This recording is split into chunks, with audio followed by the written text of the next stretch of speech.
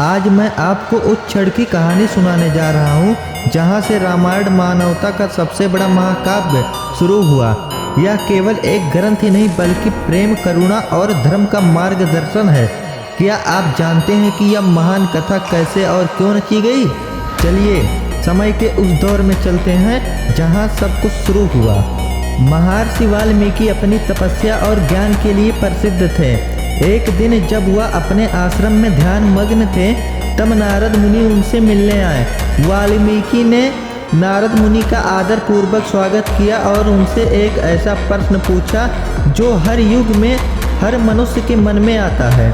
उन्होंने पूछा, हे नारद, इस संसार में ऐसा कौन है जो सत्य और धर्म के मार्ग पर अड़िग रहते हुए अपने कर्तव्यों का पालन करता है? कौन ऐसा है जो करुणा, धैर्य और सत्य निष्ठा का प्रतीक है? नारद मुनि ने मुस्कुराते हुए उत्तर दिया, हे ऋषि, ऐसा महापुरुष इस पृथ्वी पर अवश्य है। वह है अयोध्या के राजा दशरथ के पुत्र प्रभु श्री राम। उनकी कथा धर्म, कर्तव्य और प्रेम का आदर्श है। उनकी गाथा को संसार में अमर करना तुम्हारा कार्य है। यह सुनकर वाल्मीकि को जैसे जीवन का नया उद्देश्य मिल गया।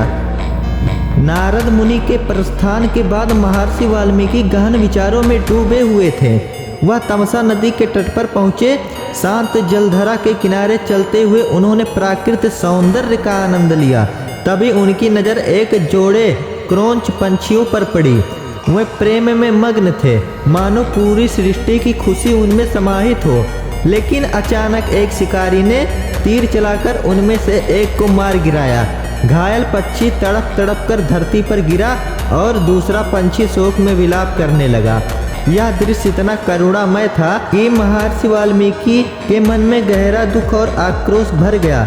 उस भाव वेग में उनके मुंह से यह श्लोक निकला, माँ निषाद प्रतिष्ठाम त्वम गमः शाश्वती समः यत क्रोंच मिथुनादेकम अवधि काम मोहितम। इस श्लोक का अर्थ है, हे शिकारी, तुमने जो काम मोहित क्रोंच पंछी के जोड़े में से एक को मारा है उसके कारण तुम्हें कभी शांति और प्रतिष्ठा प्राप्त नहीं होगी। यह केवल शब्द नहीं थे, यह करुणा और धर्म का सबसे पहला काव्य बन गया। यह श्लोक महर्षि वाल्मीकि के जीवन का एक महत्वपूर्ण मोड़ था।